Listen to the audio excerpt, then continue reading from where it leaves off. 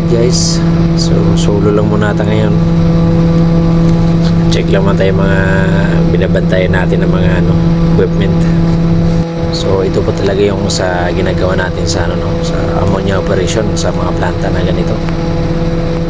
So medyo bantayan din naman siya, pero although nag-automatic naman yung mga equipment natin, so kailangan pa rin natin na babantay ng mga level ng ice bank tank natin, kung ito ba okay ba or mababa na ba.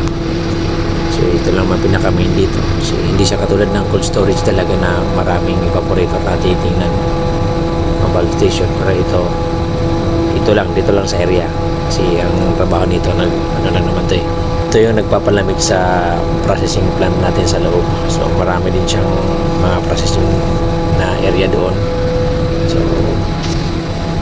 So positive temperature lang naman na mini-maintain natin dito.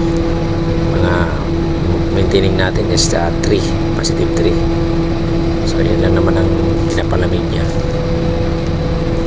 Okay guys, alright, thank you for watching.